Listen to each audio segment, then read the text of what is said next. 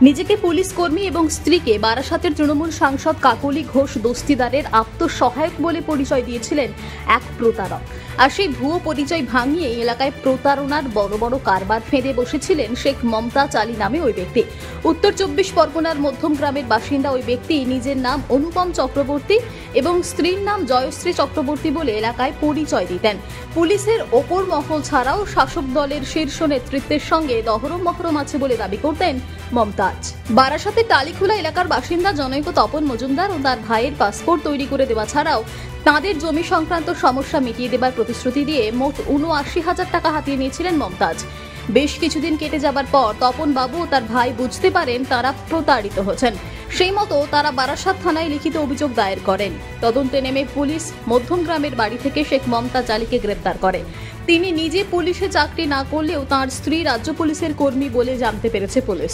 ধৃতের কাছ থেকে ৫০,০০০ টাকা আদায় করা সম্ভব হয়েছে। ধৃতের কাছ থেকে আদায়কৃত ৫০,০০০ টাকা তপনবাবুর হাতে তুলে দেওয়া হয়েছে। বাকি টাকা আদায় হলে সে টাকাও তাকে ফিরিয়ে দেওয়া হবে বুধবার আদালতে, জানায় পুলিশ। ভদ্রলোক আসেন আমাদের চায়ের দোকানে, এসে বলে যে আমি পুলিশের লোক। ওনার হেলমেটে লেখা আছে WBP। ওটা দেখে ওনার সঙ্গে চা সিগারেটের একটা বিনিময় হয়।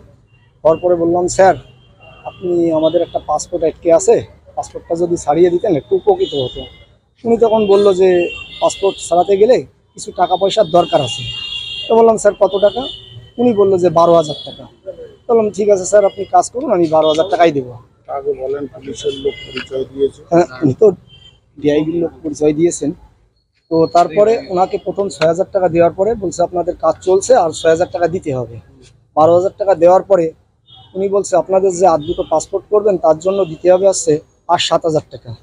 সেই 7,০০০ টাকা দেওয়ার পরে উনি পরের দিন এসে বলছে যে আপনার জমির পর্চা না করলে এই পাসপোর্টের কাজ আটকে যাবে। তো আমি বললাম, স্যার পাসপোর্ট করতে এই পর্চা করতে কত টাকা খরচ হবে? বললো যে উনি হিসাব করে বললো যে ৩৫,০০০ টাকা খরচ হবে। ৩৫,০০০ টাকা আমি দেওয়ার পরে উনি বলছে আপনার এটিএম আছে? আমি বলেছি যে না স্যার, আমার এটিএম নেই। বলছে আমার সঙ্গে তাহলে ব্যাংকে চলুন, এটিএম নেই।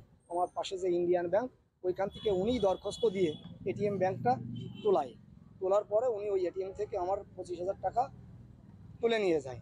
আমি যখন বইটাকে চার্জ করি দেখি যে আমার ২৫,০০০ টাকা নিয়ে গেছে। তারপর আমি ২-৩ দিন ফোন করি, উনি ফোন রিসিভ করে না। তারপর আমি বারাসাত থানায় এসে আমি অভিযোগ করি বড়বাবুর কাছে। স্যার আমার সব কথা শুনে যেটা প্রশাসনিক কায়দায় যেটা কি হয়েছে না হয়েছে আমি আর তো বলতে পারবো না। আমার ৫০,০০০ টাকা রিকভারি হয়। এই ৫০,০০০ টাকা রিকভারি হওয়ার পরে আমি স্যারকে এই যে আপনাকে ভুয়ো পুলিশের পরিচয় দিয়ে আপনার থেকে টাকা নিল, আপনি কেন টাকাটা দিলেন? আপনার কাগজপত্র কি খুঁজছিল যার কারণে আপনি টাকা দিতে হলো? আমার ভেরিফিকেশনে আটকে যায়। উত্তর 24 পরগনা থেকে নিজস্ব প্রতিনিধির রিপোর্ট, টিভি নিউজ 10। সুলভে সঠিক চিকিৎসার একমাত্র প্রতিষ্ঠান বিবেকানন্দ হসপিটাল। 24 ঘন্টা emergency service, blood bank, trauma care. আপনাদের সেবায় আমরা তৎপর। গুণমান ও পরিষেবায় দুর্গাপুর বিধাননগরের ডক্টর জাকির হোসেন এভিনিউর বিবেকানন্দ হসপিটাল শিল্পাঞ্চলের মানুষের মন জয় করেছে। সবার আগে খবরের আপডেট পাওয়ার জন্য সাবস্ক্রাইব করুন আমাদের ইউটিউব চ্যানেল এবং ক্লিক করুন বেল নোটিফিকেশন আইকনে।